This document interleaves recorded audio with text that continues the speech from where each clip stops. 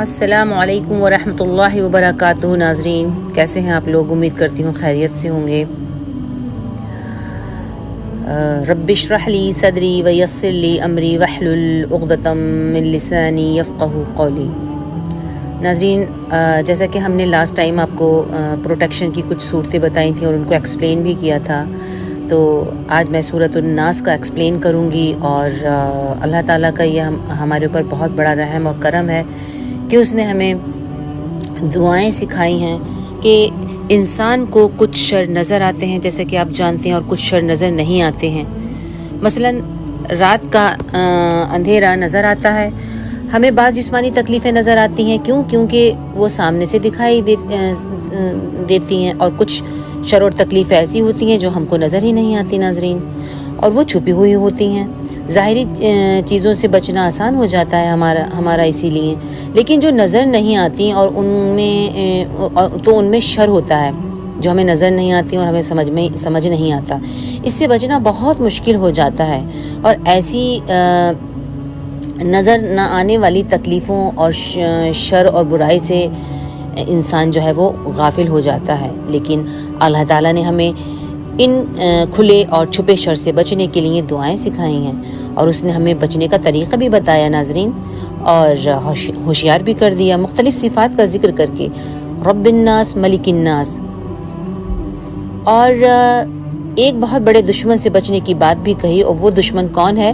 وہ شیطان مردود ہے، جو ہمارے دلوں میں وسوسے ڈالتا ہے، بار بار پلٹ کر آتا ہے اور انسان پر حملہ آور ہوتا ہے۔ لیکن مومن اپنا ریموٹ کنٹرول شیطان کے ہاتھوں میں نہیں دیتا، وہ اس کو تھکا دیتا ہے ناظرین۔ کیونکہ وہ اپنے آپ کو اللہ کی پناہ میں دے دیتا ہے۔ شیطان انسان کے دل میں وسوسے ڈالتا ہے، کیونکہ جو دل ہے نا وہ تمام باڈی پارٹس کا سردار ہے۔ جو بات ہمارے دل میں ہوگی اس کا ایفیکٹ جسم کے حصوں پر لازماً پڑے گا۔ شیطان کنٹرول روم کو جا کر پکڑتا ہے، وہ چاہتا ہے کہ میں کسی نہ کسی طرح کنٹرول روم پر اتنا کنٹرول کر لوں اور سارا کا سارا انسان میرے کنٹرول میں آ جائے۔ اس لیے اللہ تعالیٰ نے ہم کو بہت خوبصورت کلام دے کر ہمیں پروٹیکٹ کیا، اور پروٹیکشن کی دعائیں سکھائی ہیں۔ کیونکہ شیطان انسان کی راہ میں اس کے راستے میں رکاوٹیں ڈالنے والا ہے، اور فرمایا الذی یوسوس فی صدور الناس من الجنۃ والناس۔ حیرت کی بات ہے، یہ شیطان انسانوں میں سے بھی ہیں اور جناتوں میں سے بھی ہیں۔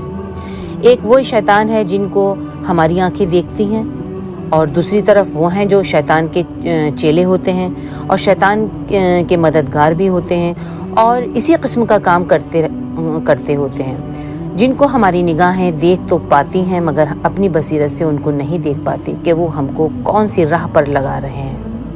اور یہ وہ لوگ ہوتے ہیں جو انسانوں کو ہدایت کی راہ سے دور کر کے شر کی اور برائی کے راستے پر لے جاتے ہیں۔